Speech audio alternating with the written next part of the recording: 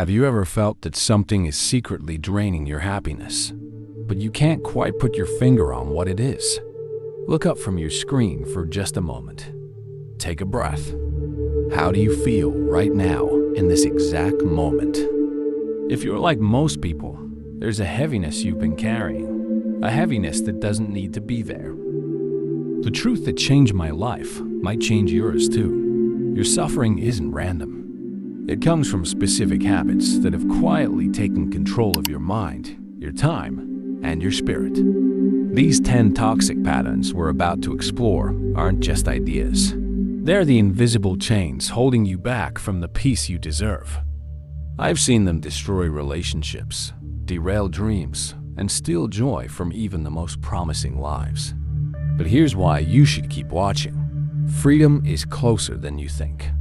The ancient wisdom I'm about to share has transformed millions of lives across thousands of years. Not because it's complicated, but because it's true. And truth, once recognized, has power that nothing can stop. In the next few minutes, you'll recognize patterns you've been trapped in for years. More importantly, you'll discover exactly how to break free from them. This isn't just another video, it's a turning point. Are you ready to let go of what's been holding you back? The first thief of peace walks through our lives disguised as love, security, and identity.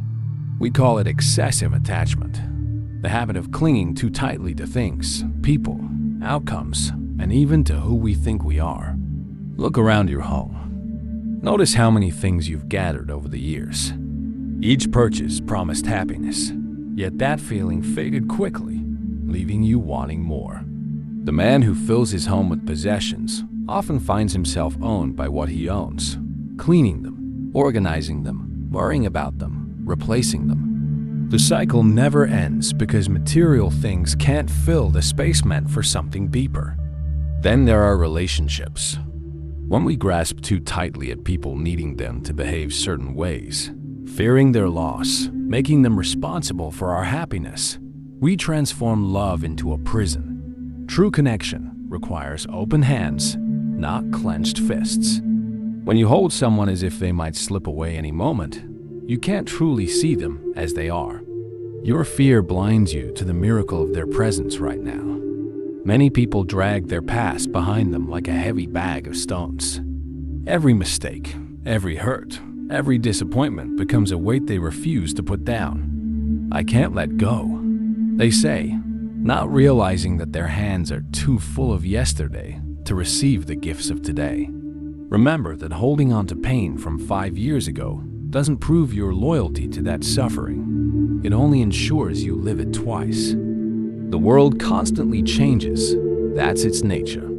Seasons shift, people evolve, situations transform. Yet we fight this truth fiercely, creating suffering where none need exist. The tree that cannot bend with the wind eventually breaks.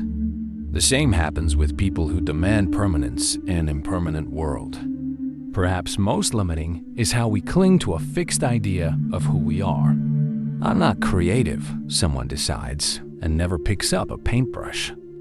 I'm bad with people, another believes, and avoids connections that might bring joy. These identity labels become cages we build ourselves, then complain about the lack of freedom. Who would you be if you weren't so certain about your limitations? Attachment creates suffering because it fights against life's natural flow. It demands guarantees in a world that offers none. It seeks permanence where only change exists. And yet, the antidote isn't complicated. It's simply learning to hold everything more lightly, to enjoy without demanding, to love without clutching, to live fully in this moment without insisting it last forever. The second habit stealing your peace is perhaps the most familiar voice you know, the one inside your head that never stops criticizing. Have you noticed how you speak to yourself when you make a mistake? I'm so stupid. I can't do anything right. I'll never be good enough. Words you'd never say to a friend, yet somehow find acceptable to repeat to yourself all day long. This inner critic began as a protector, trying to keep you safe from failure and rejection. But like a guard who never sleeps, it's become more dangerous than helpful. Every morning, it hands you a pair of glasses that filters everything you do through judgment. The problem isn't just that you see your flaws, it's that you stop seeing anything else. The perfectionist sets impossible standards, then punishes herself for not reaching them. Perfect or worthless becomes the only measuring stick, turning even victories into disappointments. I got promoted, but I should have gotten it sooner. I finished the project, but someone else could have done it better. This is like planting a garden, then stomping on every flower that doesn't bloom exactly as imagined. Then there's the habit of comparison, the thief of joy.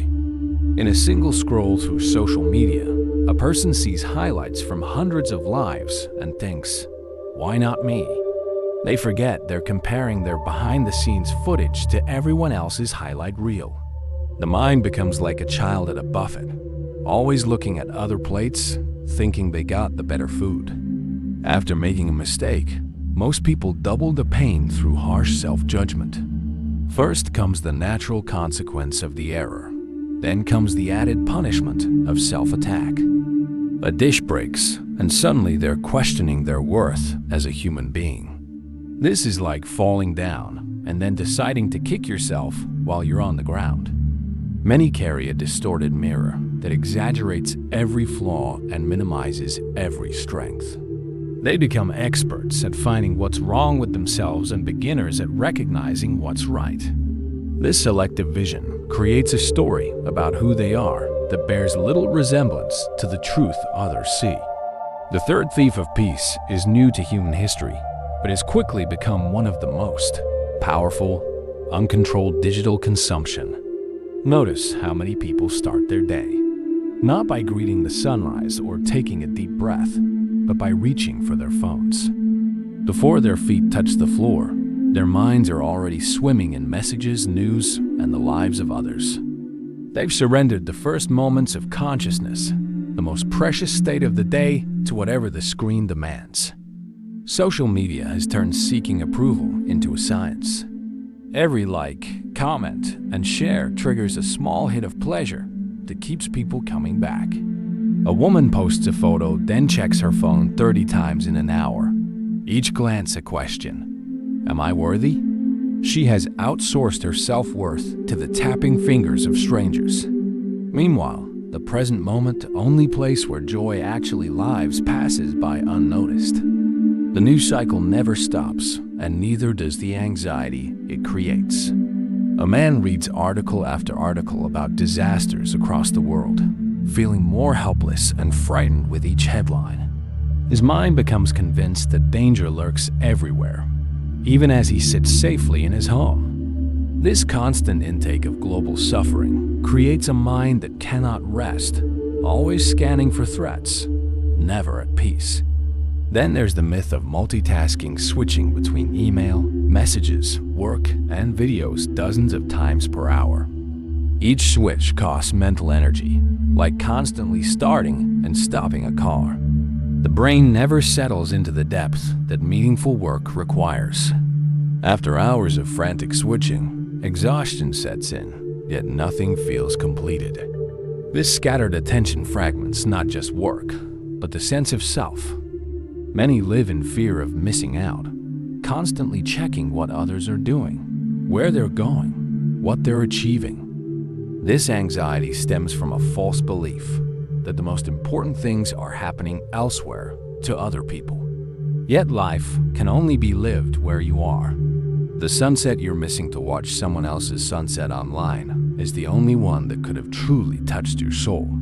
The digital world makes comparison almost automatic. People measure their ordinary Tuesday against the highlight reel of hundreds of others. Their home against the perfect interiors on design accounts. Their appearance against photoshopped images. Each comparison feeds the story that their life is lacking while everyone else is thriving. This creates an inner poverty no achievement can fix.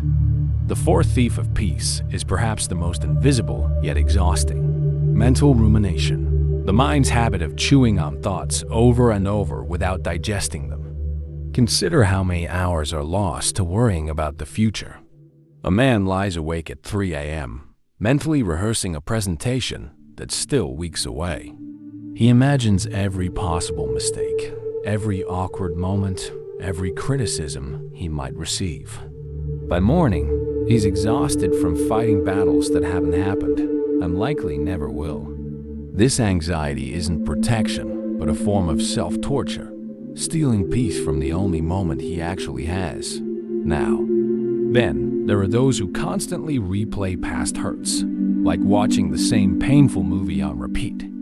A woman remembers an argument from years ago, still feeling the sting of each word as if it were spoken yesterday. I should have said this instead, she thinks for the 100th time. The event lasted minutes, but in her mind, it has stretched into years. The person who hurt her has likely forgotten the incident entirely, while she continues to bear its weight daily. Some minds specialize in catastrophic thinking, always leaping to the worst possible outcome. A child gets a cough, and immediately their parent imagines serious illness. A friend doesn't reply to a message, and they assume the friendship is over. This habit transforms ordinary uncertainties into emergencies, creating a life that feels perpetually unsafe. It's like living in a house where the alarm system rings constantly, even when there's no danger. Analysis paralysis traps many in endless thinking loops.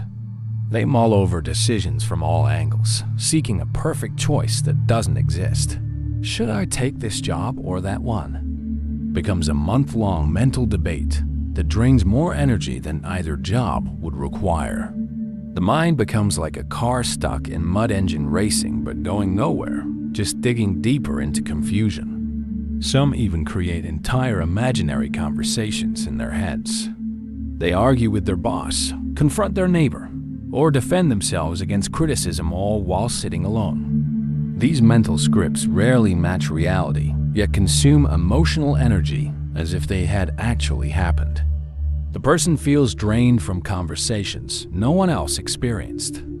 The ruminating mind becomes like a hamster on a wheel, lots of movement but no progress.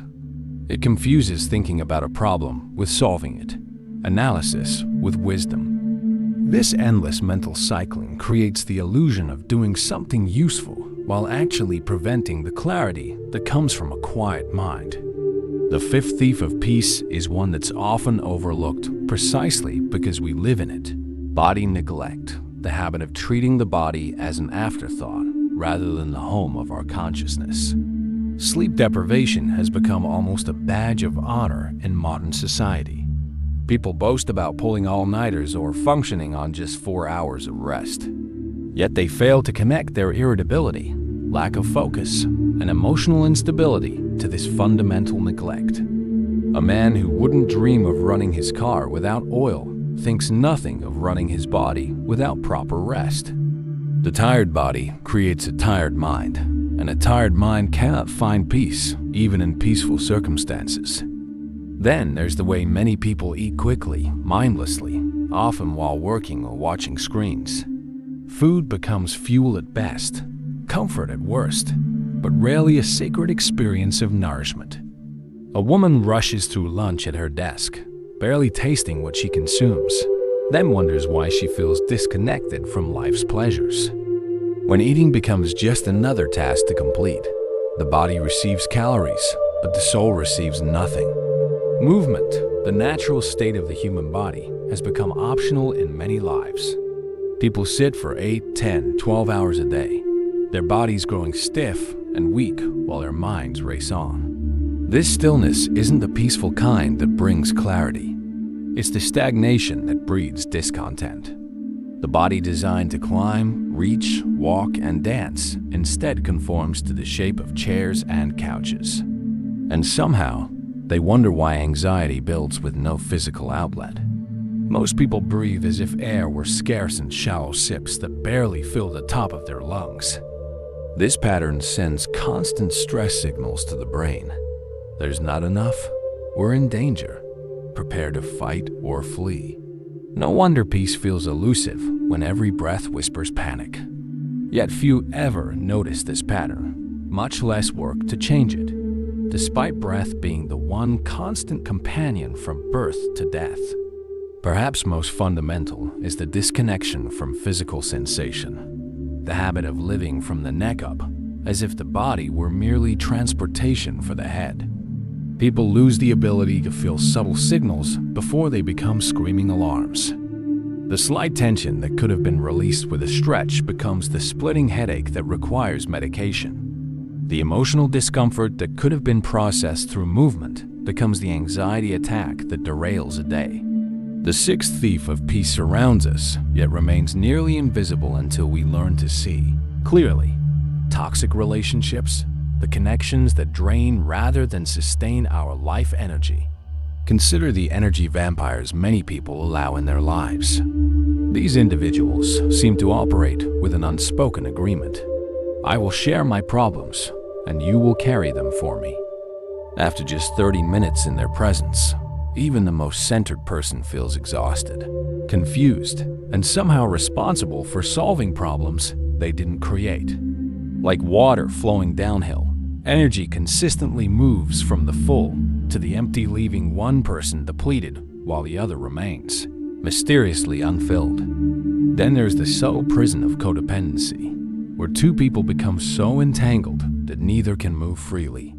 A woman anticipates her partner's every need, solving problems before they're even expressed. She calls this love, not recognizing how she's removed his opportunity to grow through challenge. Meanwhile, she silently resents the burdens she volunteered to carry. This isn't the healthy interdependence of two whole people supporting each other. It's the desperate cling of two people afraid to stand alone. Many preserve artificial peace by avoiding necessary conflicts. A man notices his friend's increasingly destructive behavior, but says nothing, telling himself, "It's not my place." This isn't kindness, but fear disguised as respect. True compassion sometimes means speaking difficult truths with care. The words unsaid often cause more damage than the carefully spoken challenge. The conversation avoided doesn't disappear, simply goes underground, where it grows in darkness. The expectations people hold, yet never voice, create inevitable disappointment. A woman imagines her family should know what she wants without being told. Each unmet, unexpressed need becomes evidence that they don't truly care. Yet how can anyone meet standards they've never been shown? These unspoken expectations are like invisible tripwires scattered throughout relationships, impossible to avoid because no one knows they exist until they've already been triggered. Many also remain tied to relationships that clearly ended long ago. They maintain connections out of habit, guilt, or fear rather than genuine resonance. Like someone who refuses to clean out a closet full of clothes that no longer fit, they crowd their present with outdated attachments that leave no space for new growth. What once served a purpose has become merely familiar, and they mistake this familiarity for necessity. The seventh thief of peace operates through delay and deception. Habitual procrastination, the pattern of postponing what matters most while convincing ourselves that tomorrow will somehow be different. Watch how easily small delays transform into lasting regrets. A man thinks, "I'll start that important project after lunch. Then, I'll begin tomorrow when I'm fresh. Then next week when things calm down." Each postponement seems harmless in the moment. Yet weeks become months, and the unfinished task hangs like a shadow over every supposedly free hour. The mental energy spent remembering, avoiding, and rescheduling the task far exceeds what doing it would have required. Peace becomes impossible because rest cannot truly exist alongside uncompleted commitments. For many, perfectionism fuels procrastination in a twisted paradox. A woman avoids starting her novel because the gap between her vision and her first draft feels unbearable. "If I can't do it perfectly, why start at all?" she reasons. Yet masterpieces don't emerge fully formed. They evolve through imperfect attempts and countless revisions. By waiting for perfect conditions and perfect ability, she ensures nothing happens at all. The blank page remains blank, and the dream remains just a dream that slowly transforms into disappointment. In the constant noise of modern life, many lose the ability to distinguish between what's urgent and what's important. A man responds instantly to every notification, while his deepest goals remain untouched for years.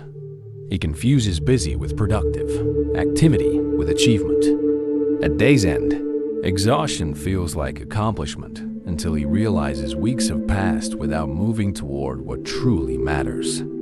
Without clear priorities, everything feels equally pressing, creating a life of perpetual reaction rather than intentional action. Some procrastination is actually intentional avoidance dressed as forgetfulness. A woman accidentally misses the deadline to sign up for the course that would challenge her most deeply held beliefs. She tells herself and others she simply lost track of time, avoiding the uncomfortable truth. Fear stopped her, not circumstance. These patterns of conscious distraction, the suddenly urgent email, the house that mysteriously needs cleaning right now, serve as elaborate shields against growth and discomfort. The most profound form of procrastination involves tasks that align with our deepest values, yet somehow never receive our time. A man who claims family is everything consistently puts work first, just until this project ends. A woman who dreams of making art hasn't touched a paintbrush in years because life got busy. This misalignment between stated values and actual behavior creates not just external delay, but internal division. When daily actions consistently contradict core values, not even achievements bring satisfaction because they come at the cost of what matters most. The eighth thief of peace moves silently through modern life. Commitment accumulation, the habit of saying yes to more activities, responsibilities and obligations than any human could possibly fulfill with presence and care. Notice how quickly the automatic yes becomes a prison. A woman cannot bear the momentary discomfort of declining a request, so she agrees to join another committee, organize another event, help with another project. Each individual commitment seems manageable in isolation, but collectively, they form an invisible cage that traps her energy, attention, and joy. The space between obligations shrinks until life becomes a breathless race from one responsibility to the next. Peace requires margin, the breathing room between activities. Yet her calendar shows nothing but wall-to-wall commitments, stretching into months ahead. Then there's the misguided pride in having no empty spaces. The packed schedule becomes a strange badge of honor, as if being perpetually busy somehow proves importance or worth. A man talks about his overwhelming calendar with a curious mix of complaint and boasting. "I don't have a minute to spare," he says, not realizing he's describing a poverty rather than an achievement. Like a garden where plants are crowded too closely together, nothing can flourish when every moment is claimed before it even arrives. The addiction to multitasking compounds this problem, creating the illusion that more can fit into each hour. A woman cooks dinner while helping with homework, answering emails, and half listening to her partner, then wonders why she feels disconnected from her family despite being physically present. This fractured attention means she's partially absent from every experience. 5 tasks done simultaneously are 5 experiences missed. The multitasker lives a divided life where nothing receives the full dignity of complete attention. Many people become so identified with busyness that it transforms into their primary identity. "I'm just so busy" becomes their reflexive response to any query about their life. Imagine describing a garden solely by how crowded it is, without mentioning what grows there, what blooms, what bears fruit. Yet this is precisely how many describe their lives, by density rather than content, quantity rather than quality. This identity creates a strange fear of open time, as if worth might disappear along with constant activity. Perhaps most overlooked is the absence of contemplative time moments reserved not for productivity, but for simply being. A man fills every available minute with content, information, and entertainment. never allowing his mind the silence it needs to integrate experiences and find meaning. Like someone who eats constantly without allowing digestion, he consumes experiences without absorbing their nourishment. Without regular periods of quiet reflection, even the most meaningful activities become merely more noise in an already deafening internal landscape. The ninth thief of peace operates through separation and superiority.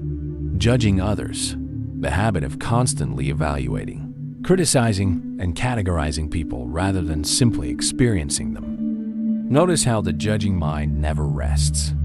A woman sits on a train, mentally critiquing everyone who enters. His shirt is wrinkled. She talks too loudly. They shouldn't let their child run around like that. Each judgment creates a tiny wall between herself and others, brick by brick building a prison of isolation that she then blames on an unfriendly world. What she doesn't realize is how these judgments primarily affect her own experience, filling her mind with irritation, while those she judges continue their day completely unaware of her silent criticism. This habit often reveals more about the judge than the judged. A man who constantly sees selfishness in others usually carries unacknowledged selfishness within himself. The qualities that trigger our strongest judgments are frequently the very traits we deny or dislike in ourselves. Like a projector casting shadows on a screen, we unconsciously place our own disowned qualities onto others, then criticize them for what we ourselves cannot face. The person most vocal about others' dishonesty often harbors their own unexamined relationship with truth. Many hold on to opinions as if flexibility were weakness. Their minds become increasingly rigid, quickly sorting every person and situation into predetermined categories: good or bad, right or wrong, us or them. This black and white thinking creates a sense of certainty that feels like security, but actually prevents growth and connection. True wisdom recognizes the endless shades of gray in human experience. The person who believes they've figured everything out has simply stopped learning. Then there's the subtle poison of gossip speaking negatively about people who aren't present to defend themselves. Friends gather for coffee, and conversation quickly turns to dissecting absent colleagues or neighbors. Each criticism seems small and harmless, perhaps even wrapped in fake concern. I'm just worried about her choices. Yet this habit corrupts not just relationships, but the mind itself, training it to focus on flaws rather than strengths. The gossiper doesn't realize they're programming their perception toward negativity, ensuring they'll find more to criticize with each passing day. Perhaps most limiting is the inability to embrace difference. Many fear or reject those who think, live, or worship differently. They mistake their personal preferences and cultural conditioning for universal truth, then judge harshly anyone who doesn't conform to their narrow vision. This intolerance doesn't protect value systems as many believe it calcifies them, preventing the natural evolution and deepening that comes from respectful engagement with different perspectives. Like a tree that cannot bend in changing winds, the rigid mind eventually breaks when faced with the inevitable diversity of human experience. The 10th and perhaps most profound thief of peace is spiritual neglect, the habit of living as if meaning, purpose, and connection to something greater were optional add-ons to human existence rather than its essential foundation. Many people drift through life without a clear sense of purpose, moving from task to task, year to year, without asking the fundamental question, why am I here? A man builds a successful career, accumulates possessions, raises a family, yet feels a persistent emptiness he can't name.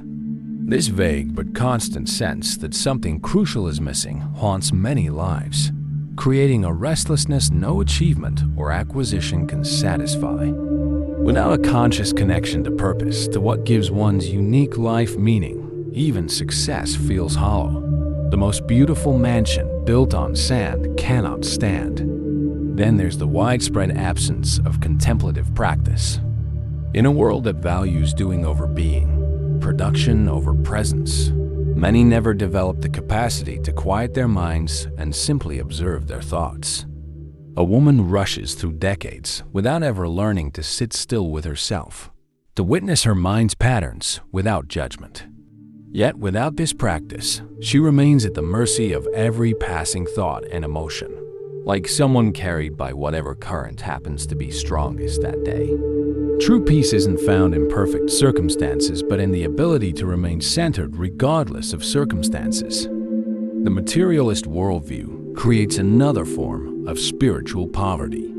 A man believes only what he can see, touch, measure, and prove, dismissing anything beyond the physical as superstition or wishful thinking. This narrow lens reduces the rich tapestry of existence to its most basic threads. Life becomes a series of chemical reactions and electrical impulses, with no room for wonder, mystery, or transcendence. Yet the intuition that there's more to reality than what can be quantified persists, appearing in unexpected moments of awe, connection, or profound stillness that briefly part the veil of ordinary perception. Perhaps most pervasive is the habit of ingratitude, taking for granted the countless gifts that make each moment possible. A woman complains about minor inconveniences while overlooking the miracle of her healthy body, the privilege of clean water flowing from her tap, the marvel of being alive during this particular moment in the vast expanse of cosmic time. When the extraordinary becomes ordinary through familiarity, life loses its luster. The capacity for genuine appreciation, not as an occasional response to something special, but as a constant recognition of life's inherent preciousness, forms the foundation of spiritual well-being. Many people also suffer from nature deficit, a disconnection from the natural world that nourished human consciousness for millennia before our retreat into artificial environments. A child grows up surrounded by concrete, screens, and manufactured objects, rarely experiencing the wisdom, healing, and perspective that come from time spent among trees, waters, and open skies. This separation from nature creates not just ecological crisis, but spiritual crisis, a forgetting of our place within the larger web of life. The person who cannot feel their connection to the earth has lost access to one of the most direct paths to spiritual nourishment and renewal. You've just discovered the 10 thieves that have been quietly stealing your peace. Perhaps you recognize yourself in some of these patterns. Maybe you felt that flash of recognition, that moment when wisdom meets your own experience and something shifts inside you. The journey we've taken together isn't just about identifying what's wrong. It's about seeing clearly so that transformation becomes possible. Each realization is a doorway. Each moment of awareness creates choice where before there was only unconscious habit. This ancient wisdom has survived for thousands of years for one reason: it works. When applied with patience and kindness toward yourself, these insights can completely transform your experience of being alive. If you found value in these teachings, I invite you to become part of our community of seekers. Subscribe to this channel so we can continue this journey together. Each week, we explore another aspect of this timeless wisdom that can free your mind and open your heart. And if you know someone struggling with their own inner peace, a friend, family member, or colleague caught in these patterns, sharing this video could be the greatest gift you offer them today. Sometimes the right teaching at the right moment can illuminate a path that changes everything. Thank you for your presence and attention. Until next time, may you walk with awareness, kindness, and an ever-lightening heart.